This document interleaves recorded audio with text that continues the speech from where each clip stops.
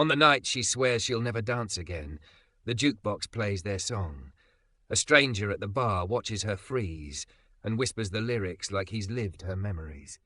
If she's never seen him before, how does he know the one song that ruined and defined her life? Before we dive in, make sure to hit subscribe, tap like and share this video. The more voices we reach, the louder these stories become.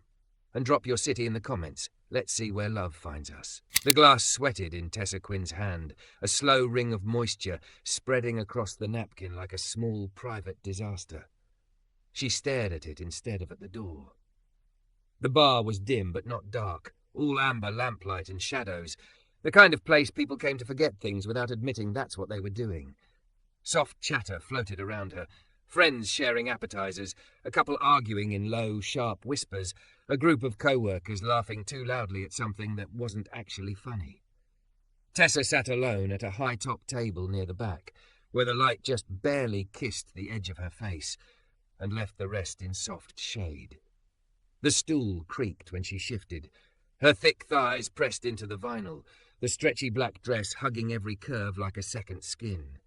She'd thrown a long cardigan over it when she left the house, but the soft knit did nothing to hide the way her body filled the space, lush and unapologetically there, even if she wanted nothing more than to disappear. She checked her phone again. No new messages, of course. Her best friend had texted an hour ago, "I swear I'm coming. Just finished this one thing at work. Order us fries." Tessa had ordered, eaten, and watched the remains go cold. She shouldn't have come out tonight. Not on this date. Not to this part of town, where memory hung as heavy as the scent of spices from the kitchen. The jukebox in the corner whirred as someone fed it a bill. A new song started, something fast and forgettable with a heavy beat. Tessa's shoulders tightened automatically. She'd learned to dread music. It was too good at picking locks she'd nailed shut. "Is this seat taken?" The voice slipped in from her right, low, warm, edged with a light rasp that made every word sound a little softer than it should. Tessa looked up. He was tall. That was the first thing she registered. Not skyscraper tall, but enough that he seemed to bend the space around him. Dark skin smoothed over sharp cheekbones, a neatly trimmed beard framing full lips, eyes the deep brown of coffee left to cool, steady, watchful. His dark t-shirt hugged broad shoulders and strong arms, and his jeans sat low on lean hips. There was nothing desperate or loud about him. He wore his presence the way some people wore expensive cologne, subtle but impossible to ignore. He nodded toward the empty stool across from her. "You look like you're deciding whether to bolt or stay. Thought a neutral witness might help." She blinked, thrown off by his directness. "I'm waiting for someone," she said automatically, even though the knot in her chest said otherwise. "My friend is late." He smiled, and it wasn't the greasy, appraising smile she'd come to expect from strangers. It was amused, polite, almost gentle. "Then I'll keep the seat warm till she gets here," he replied, "unless you'd rather be alone and brood at your napkin." Her gaze flicked down to the wet circle spreading over the paper. Heat flushed her cheeks. "I'm not brooding." "Sure." His lips twitched. "You're contemplatively hydrating your drink coaster." That startled a small laugh out of her, unexpected and sharp. She hadn't laughed easily in months. Her grief had tamped down everything she was, like someone had thrown a heavy blanket over her life and forgotten to pull it back off. "Fine," she muttered, brooding. A little. "I'm Jace," he said, resting a forearm on the table, but not crowding her, giving her space. "Promise I'm less annoying than I look." Tessa studied him again. The line should have sounded cocky, but it didn't. He looked like someone who knew how to read a room, how to step in without stepping on toes, and he had chosen her table, in a bar full of easier options. "I'm not looking for anything," she said, more sharply than she meant to. "Just so you know. I didn't come here for that." He lifted his hands in surrender.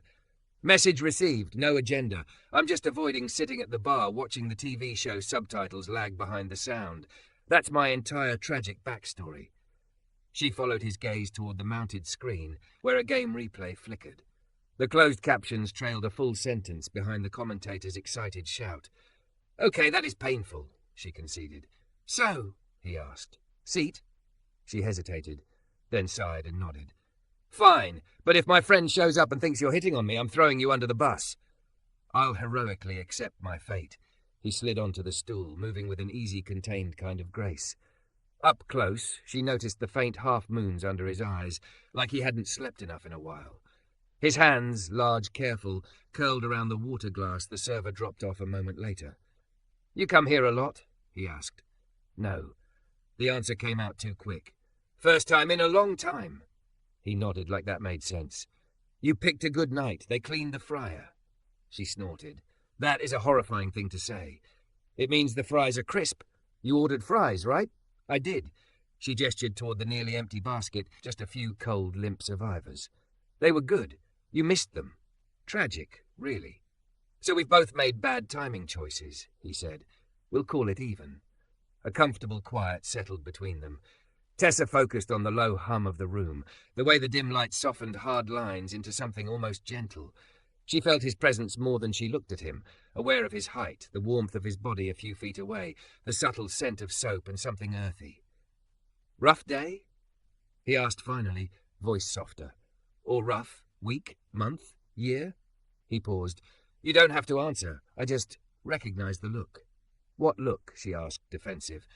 "The one people get when they're somewhere else in their head," he said, "sitting in a crowded room but replaying something only they can see." Her throat tightened. Anniversary. Not of something sweet, of the day everything cracked. The night of screeching tires and ringing phones and the hollow, echoing word accident. She swallowed. "It's a date I'm trying to forget," she said, choosing each word with care. "My friend insisted I shouldn't be alone. Then she got stuck at work. So you're not alone." His gaze held hers, steady but not invasive. "You're with the guy who has tragic TV subtitle problems and bad fry timing. Upgrade." That coaxed another smile out of her. "You're oddly determined to cheer up a stranger." "Guilty," he said. "Some of us have questionable coping mechanisms. Mine is talking to people who look like they're carrying too much by themselves." Before she could decide how she felt about that, the jukebox clicked again. The upbeat track faded out mid-chorus, and a new song slid in. Soft piano first, then a woman's voice, warm and low, spilling into the space like honey. The first notes hit Tessa like a physical touch. No. Her fingers tightened around her glass. Her chest seized in that old familiar way, like an invisible hand had wrapped around her ribs and squeezed. She knew this song. Knew it down to the breath between verses. It was the song, late-night kitchen dancing, whispered promises over burning pasta, the soundtrack of every good thing she'd lost. She hadn't heard it in months. Not willingly. "Can we?" Her voice came out thin. She tried again. "Did you pick this?" Jace's eyes were already on her, sharper now, studying the way her face had gone still. He shook his head slowly. "No," he said, "but I know this one." Of course he did. It had been everywhere that year. But this felt different, like the universe had aimed the jukebox directly at her chest and fired. She forced herself to breathe, in through her nose, out through her mouth. The lyrics curled around her like smoke, each line a ghost she'd tried to bury. "Hey." His voice cut through gently. "You okay?" "I'm fine," she lied. "It's just an old song. It's more than that," he said quietly. She looked at him, startled. "You don't even know me." He considered that for a second, then nodded toward the jukebox. "I know it's your favorite," he said. Something in her snapped to attention, like a cable pulled taut. "What?" she whispered. He held her gaze, unflinching. "That song," he repeated. "It's your favorite, isn't it?" The room seemed to narrow around them, the background noise fading to a dull hum. Her pulse pounded in her ears. She hadn't told anyone that in a long time. Not since him. "How would you know that?" she demanded, voice trembling. He exhaled slowly, like he'd been waiting for this moment and dreaded it at the same time. "Because," Jace said, his voice almost a confession now, "this isn't the first time I've seen you sit alone in a place like this, and go still when that song plays." Her heart stumbled. She had thought he was just another stranger in a crowded bar. But as the chorus swelled and her past crashed into the present, Tessa realized with a jolt that this man knew something about her she hadn't given anyone in years. He knew her favorite song. For a moment, Tessa thought she'd misheard him. The bar, the music, the murmur of conversations, it all slid out of focus until there was just Jace's voice, the pounding of her own heartbeat in her ears. "This isn't the first time I've seen you," he said quietly, "sitting alone, that song playing, you going, still." Her fingers dug into the damp napkin. "You've been watching me?" The words came out sharp, edged with panic. "Are you following me or something?" His eyes widened. No, nothing like that." He sat back a little, hands open, palms visible like he wanted to show he wasn't holding anything. "I get how that sounded. Let me fix it." She didn't move. Her chest burned with the effort of keeping her breathing even as the song wound its way through the air like smoke, every lyric a needle. "I work nights," he said, keeping his voice low.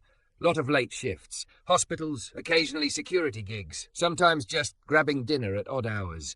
You start recognizing faces when you're out at the same times, in the same parts of town." "That doesn't explain how you know this is my favorite song," she said. He tipped his head, studying her. "Because every time it comes on, you look like you're bracing for impact," he replied. "Not the way you do with a song you hate, the way you do when you love something that hurts now." Her throat tightened. "You saw me." "Where?" "Here. Once, a few months ago." He nodded toward the bar. "You were at one of the booths then. Same dress, I think. Or close enough. Same way you kept your jacket on like you were trying to hide in it." She remembered that night too well. She'd come here on autopilot after staring at the date on the calendar for hours. "And," she pushed. "And about a year before that," Jace went on, "I was at a different place, closer to the hospital.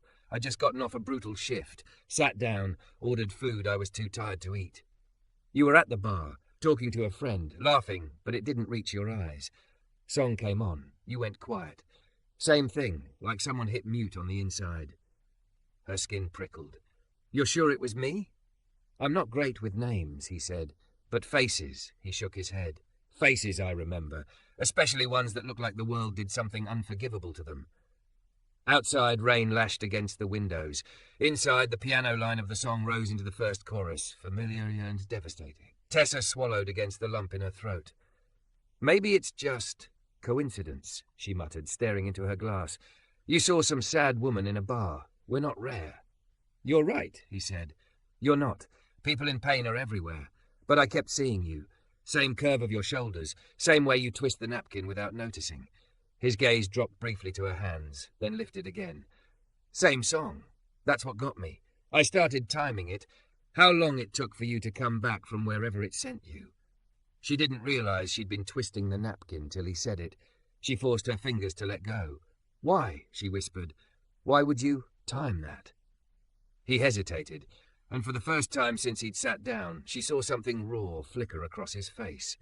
"Because I know what it's like," he said, "to have one song that ruins you. And I got curious, I guess, about the kind of love that leaves that deep a mark." The honesty in his voice caught her off guard. This was not some polished line. It sounded like it had cost him something to say. The second verse started, the lyrics threading through the room. Tessa's spine locked. "I can ask them to skip it if you want," he added quickly. "Bartender and I are on first-name basis at more places than I'd like to admit." She shook her head before she could stop herself. "If I run every time I hear it, I'll never go anywhere again," she said hoarsely. "It's fine. I just hate that it still owns me." They sat in silence for a few beats. The bar noise swelled and receded around them like waves. "Who was he?" Jace asked softly. Tessa's head snapped up. "I never said it was about a he." "You didn't," he agreed. "But I've watched enough couples have breakdowns soundtracked by that song to know it's not just nice background music. And I saw your hand go to your ring finger when it started.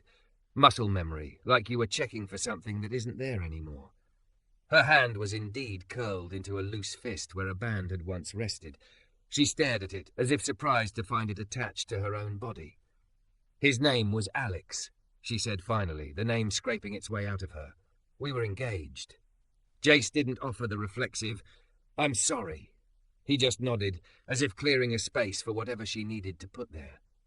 "We found the song by accident," she went on, eyes unfocused, staring past him. "Some random playlist, some random night. He grabbed me in the kitchen, dish towel still over his shoulder, and just started dancing with me. No big speech, no grand gesture, just this stupid slow spin on cracked tile while the pasta overcooked." Her mouth trembled. She pressed her lips together. "We played it all the time after that," she said. "When we had good days, bad days, no money days. It was like Every time it showed up, we were saying, hey, it's still us. We're still here. Jace shifted, the stool creaking softly under his weight, but he didn't interrupt. The night he died, Tessa whispered. We fought. Stupid fight. Messy, loud, old insecurities dressed up in new outfits. He slammed the door. I turned the music up to drown everything out.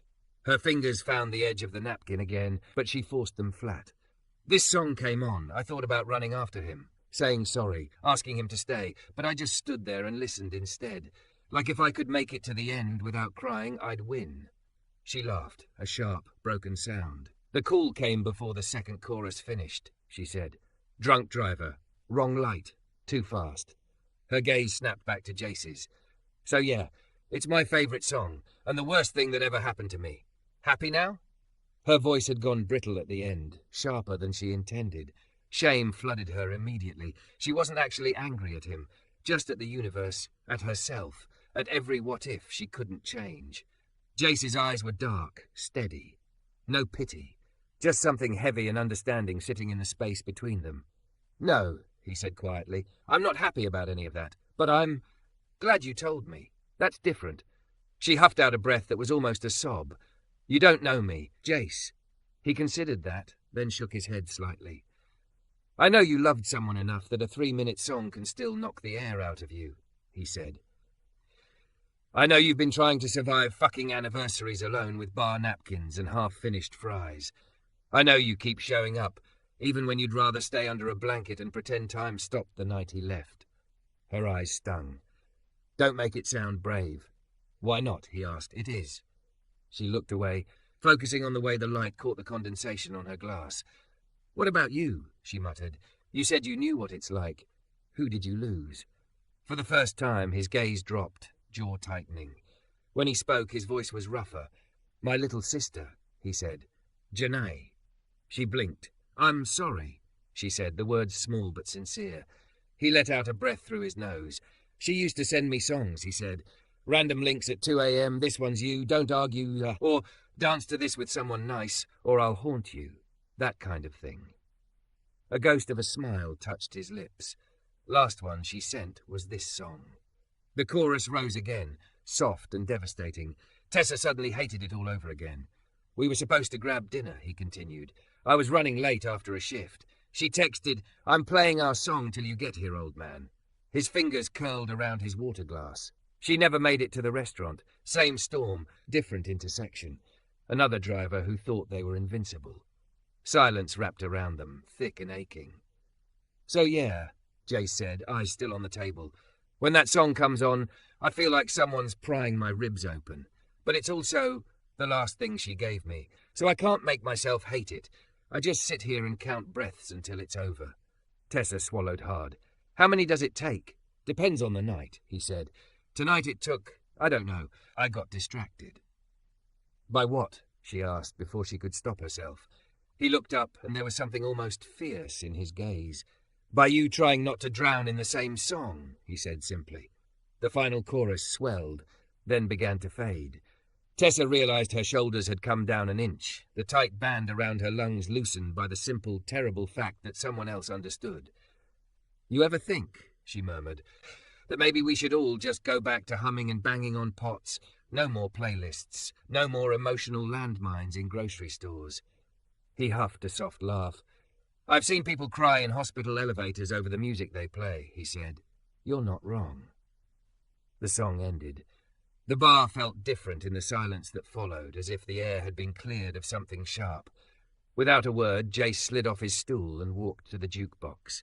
Tessa watched him talk to the bartender, watched the bartender's face soften in recognition. A moment later, a new track started. Gentle, wordless, all piano and strings. Nothing she recognized. Just safe. He came back, shrugging. Figured we could use a clean slate, he said. You didn't have to do that, she said. I know. He glanced at her phone on the table. The screen lit up with a new notification. Your friend finally text? She picked it up, scanned the message, and snorted. She's not coming. Emergency at work. Says I should make a new memory instead of sulking. Smart friend, he said. You want to leave? I can walk you out. Or you can stay and we'll sit here judging everyone's song choices. Low-effort entertainment. She hesitated. A few hours ago, the idea of being alone with a stranger would have made her shrink further into herself, no matter how handsome he was. Her curves had always been both shield and target. She'd learned early who saw her as a person, and who saw only a body. But Jace had sat across from her for almost an hour, and hadn't once looked at her like she was a puzzle to solve or a conquest to win. He'd watched her face, her hands, her breathing. He'd listened. "You're really not trying to hit on me?" she asked, just to be sure. He smiled, slow and a little sad. "I'm trying to make sure that for once, on this awful date on the calendar, the world doesn't leave you alone with that song," he said. "If you want that to come with a side of flirting later, we can revisit the terms." She laughed, a real laugh this time, shaky but warm. It surprised them both. "Okay," she said. "Stay." He lifted his glass slightly, a quiet toast. "To survival playlists," he said. She clinked her water against his. "To maybe adding one song that doesn't hurt," she amended. "Deal," he said. As the wordless music wrapped around them, Tessa realized that maybe, just maybe, this stranger who knew her favorite song wasn't a threat to her fragile peace. He might be the first person in a long time who actually knew how much it cost her just to be here at all. They stayed like that for a while, two people at a sticky bar table, glasses half full, surrounded by strangers who had no idea the air between them was crowded with ghosts. Tessa traced the rim of her glass. Her chest no longer felt like it was being crushed, just tight, aching instead of shattering. Progress, she guessed. "Do you ever—" She hesitated, then pushed through it. "Do you ever worry that if you stop hurting this much, it means you're forgetting them?" Jace exhaled slowly. "All the time." She looked up. "So what do you do?" He studied the condensation sliding down the side of his water. "I figured out there's a difference between hurting and holding," he said. "The hurt says, if I let go of this pain, they'll be gone. The holding says, you're still part of me, even when I laugh again. One makes you smaller. The other eventually gives you room to breathe." "That sounds like therapy," she muttered. He gave a soft huff. "Maybe. Or just too many nights doing laps in hospital corridors while machines beep at people who ran out of time." "You work at a hospital?" she asked. "Security," he said. "Overnight, mostly. Wander the halls, tell drunk relatives to go home, escort staff to their cars. I see a lot of beginnings and endings." His mouth twisted. "Makes you weird about time and music." It made sense. The steadiness in his voice, the way he watched her like he was checking vital signs only he could see. "So that's why you're always at bars at stupid o'clock," she said. "I thought maybe you were allergic to sunlight." "Also that." His eyes crinkled. "What about you, Tessa? What's your late-night excuse?" She almost told him it was none of his business. But the defences she usually wore like armour felt heavy, ridiculous, sitting here with someone who'd already seen her at her worst without even knowing her name. "I design packaging," she said. "For cosmetics, creams, serums, all the little glass bottles people hope will fix things that are not really their skin." He raised a brow. "You make the stuff look pretty." "Exactly." She shrugged one shoulder. "Lately I've been stuck. I stare at colours and lines all day, and everything just looks like noise. By the time I get home, I either crawl into bed or end up in places like this, pretending I'm not replaying old fights in my head." He tilted his head, considering her. "You know what I thought when I first saw you?" he asked. She tensed. "If you say something about how I carry my weight well, I'm throwing this drink in your face." He winced theatrically. "God, no. I'm not suicidal." He paused. "I thought, she looks like the heroine of a story who walked into the wrong scene." Her lips parted. "What?" "You had that presence," he said, gesturing vaguely. "Curvy dress that did your body all kinds of justice, jacket like it was supposed to be armour, but wasn't doing its job. Whole room was doing its thing, and you were sitting there like you just stepped out of a different movie and were waiting for someone to notice." Heat crept up her neck. "You talk like that to all the sad women in bars?" "Only the ones who scare me a little," he said. Her laugh came out surprised, shaky.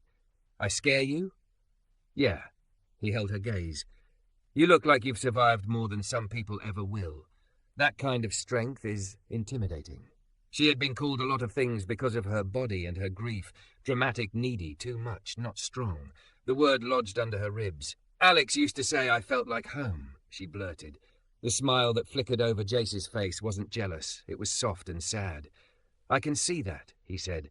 "You occupy a room like it's real, not a set." She swallowed. "What did Janae say about you?" He looked away for a moment, that shadow passing over his features again. "She said I collected people," he answered, "like vinyl records, always rescuing the ones other people left in bargain bins, scratching the dust off, trying to hear what they used to sound like." Tessa stared at him. "That's weirdly accurate," she admitted. He shrugged. She wasn't wrong, unfortunately. The wordless piano track drifted around them, calming and anonymous. Tessa glanced at the jukebox, then at him. "If seeing me with that song hurts too," she said carefully, "why come over tonight? Why not just ignore me like everyone else?" "Because," he said simply, "the first time I saw you fall apart to it, I did nothing. Second time, I froze. Third time," he lifted one shoulder. "This is 3, by the way." She blinked. 3? Hospital bar. This place a few months ago. Tonight. He met her eyes. Feels like God, or fate, or Janae being obnoxious, kept dropping us in the same loop. Figured it was my turn to do something different. Her chest tightened for a different reason now. "So what is this?" she asked, voice softer. "You rescuing another bargain bin record?" "No," he said. "This is me asking if you'll let someone sit with you in the scratchy parts." Silence settled, not heavy this time, just full. Her phone buzzed again. Another apology from her friend. More exclamation marks than actual words. A picture of an overflowing inbox. Next year, the text read, "I swear, we'll plan something beautiful next year and rewrite this day for you." Tessa stared at the words, then at Jace. "Why does it have to be next year?" she murmured, half to herself. He tilted his head. "What?" She looked up. "You said we should add at least one song that doesn't hurt," she said. "Why wait 12 months to give this date anything else?" He studied her, as if gauging whether she was serious. "What did you have in mind?" he asked. The question sparked a nervous flutter low in her belly. She glanced toward the small open space near the jukebox, where a couple of people were weaving their way through tables. "We could." Her voice faltered. "Okay, this is going to sound stupid. Stupid ideas are my specialty," he said. "We could make a different memory with music," she said. "Not that song. Not tonight. I'm not ready. But something else. Something new. So when I think about this date, I don't just hear that." He followed her gaze to the open space, then back to her. "You want to dance with a stranger in a bar to a song you don't know yet," he clarified. Her cheeks burned. "When you say it like that, it sounds unhinged." "I like unhinged," he said. "It's usually more honest than fine." She swallowed. Her heart hammered. She hadn't danced with anyone since Alex. The idea felt like betraying him and saving herself at the same time. I'm not." She gestured vaguely at her body. "I'm not exactly floaty." His brows knit. "Tessa, if you think I'm complaining about getting to hold a woman whose body actually exists in 3 dimensions, we're going to have our first fight before our first dance." Her mouth fell open. "You did not just say that." "Oh, I did," he said. "I meant it too." A laugh bubbled up again, tangled with tears. "You're impossible." "So I've been told," he said. "Is that a yes?" She hesitated, fingers tightening on the edge of the table. Her pulse was a drumline, but she thought about next year, about the year after, about the rest of her life stretching out like a road with too many silent anniversaries. "Yes," she heard herself say, "but one condition." "Name it." "No, pity moves," she said. "Don't treat me like I'm going to break." He sobered instantly. "Deal," he said. "And my condition?" She swallowed. "There's a condition?" "If at any point this feels like too much and you want to stop, you tell me," he said. Out loud. "I don't care if it's mid-spin. I let go. No questions, no guilt, no big scene. Your body, your call." Her chest squeezed at the care in his words, the way he framed it like a simple safety protocol, not a favor. "Okay," she said. "Deal." He rose from the stool and held out a hand. He didn't lean, didn't loom. He just waited. Her hand looked small when it slid into his, their skin warm where they met. He helped her down from the high stool as if she weighed nothing, but not in a way that erased her, more like he'd expected all of her from the start. They stepped into the small open patch of floor. The current track ended. There was a brief shuffle of sound. Then a new melody began, mid-tempo, steady, a low beat under a simple guitar line. She didn't recognize it. "Safe song," he murmured. "Zero memories attached. Clean slate." His right hand settled lightly at her waist. Not tentative, not gripping, just there, warm and solid against the curve. Her pulse skittered. Her own hands crept up to his shoulders, then around the base of his neck, as if they knew where to go before she'd decided. For a moment, they simply stood. Then he shifted, guiding her into a slow sway. No fancy steps, just weight passing from one foot to the other, small arcs of movement like breathing. She fit against him more easily than she expected. Her body, all soft lines and full curves, found the spaces his frame offered. His chest rose and fell in a rhythm she could match. In, out, in, out. A different kind of counting than she was used to doing with music. "How's your breathing?" he asked quietly near her ear. "Loud," she admitted, "but okay." "Mine too," he said. "We'll pretend it's just because I'm out of shape." She laughed, the sound muffled against his shoulder. The smell of his skin, soap, a hint of clean sweat, something familiar she couldn't place, wrapped around her. She'd forgotten how human touch could be grounding instead of threatening. Her cheek brushed the side of his jaw. She felt him freeze, just for a heartbeat, then relax again. "You good?" he murmured. She nodded, then remembered the rule. "Yes," she said softly, "I'm good." They moved in small circles, the world narrowing to the 4 points where their bodies connected, his hand at her waist, her fingers linked at his neck, his other hand cradling hers. The bar noise blurred into a distant hum. "Feels weird," she whispered. "Dancing with someone who's not him?" he asked. "Yes," she said, "and not as wrong as I thought it would." "That's not betrayal," Jace said quietly. "That's blood flow returning to a limb that's been asleep too long. It tingles. You don't apologize for that." Her eyes stung. She blinked hard, focusing on the steady rise and fall of his chest. "So what happens after this?" she asked. "We dance. The music ends. We go back to our separate, sad little lives." He pulled back just enough to look at her properly. "What do you want to happen?" he asked. No one had asked her that in a long time. People had told her what she needed, therapy, fresh air, moving on, but not what she wanted. "I don't know," she said honestly. "I'm not ready for big things. Not ready to call someone my boyfriend or talk about future vacations or any of that." "Okay," he said. "What about small things?" She thought. "I wouldn't mind," she said slowly, "if this date on the calendar stopped belonging only to hospitals and phone calls, if there was one other memory attached to it. Maybe two. Maybe next year I get a text that says, 'Survival Playlist Night,' and I know I'm not doing it alone." His mouth curved. "That I can do," he said. "I'm excellent at small things."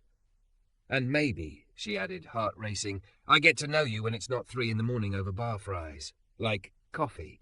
In daylight, so I can confirm you're not a vampire." "Rude assumption," he said, "but acceptable. Daylight coffee. No pressure, no deadlines. Just seeing if this feels as real when we're not both held together by old songs and bad lighting." The music carried them through another slow turn. "So what do we call this?" she asked. "A truce," he suggested, "between your past and your future." She considered that, then nodded. "Okay, a truce." The song wound down, the last notes trailing into the low murmur of the bar. Jace didn't drop his hands immediately. He set them a fraction looser, giving her the easy option to step back. She did, reluctantly, the space between them suddenly cool. "Thank you," she said, voice quiet but clear. "For what?" he asked. "For knowing my favourite song," she said. "For not running from it, for being the first person who didn't flinch when I told the ugly parts." He searched her face, something softer than a smile forming there. "Thank you for letting me," he replied. "Most people shut the door when they see the mess behind it." "I've been living in the mess," she said. "It's nice to have someone step inside without trying to throw everything out immediately." He chuckled. "I'm more of a sort the piles, open a window kind of guy." She slipped her phone into her bag, then looked up at him. "Walk me out?" she asked. "Always," he said. They stepped into the cool night, the rain now a fine mist that turned streetlights into halos. The city hummed around them, alive and indifferent. A car rolled past with its windows cracked, music spilling out, some pop song she didn't recognize. For once, Tessa didn't brace. They paused under the awning.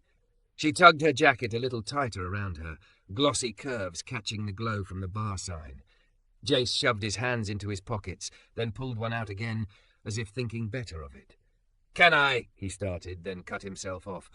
"Actually, I'm going to ask properly. Can I text you sometime? About coffee and survival playlists, and maybe that song when you're ready. She should have been terrified, she was. But underneath the fear was something else she hadn't felt in a long time, the fragile, cautious flutter of hope. Yes, she said, you can. They exchanged phones, fingers brushing briefly. She typed her number into his, adding a tiny music note beside her name before she could overthink it. He noticed, lips quirking. Bold move. Don't make it weird, she said, trying not to smile too hard. Too late, he replied. Everything about meeting your grief twin over fries is weird. She laughed, then sobered. Jace? Yeah? If next year, on this date, I'm sitting in another bar alone, she said, and that song comes on and you're not there. I will be, he said, quietly fierce. You don't know where I'll be, she pointed out. He tapped his phone. I know where your number will be, he said, and if somehow I screw it up and forget, I'll deserve the haunting Janae promised me. She breathed out, a small, shaky sound that wasn't quite a sob, wasn't quite a laugh. Okay, she said. Then I'll see you before next year, stranger who knows too much. He grinned, stepping backward toward the curb. Count on it, woman with a dangerous playlist. She watched him go, tall figure disappearing into the familiar city night that suddenly didn't feel quite so hostile. Her heart still hurt. Her memories were still sharp. The song would still knock the air out of her for a while. But tonight, something had shifted. For the first time since that terrible phone call, the story of this date wasn't only about loss and static and silence.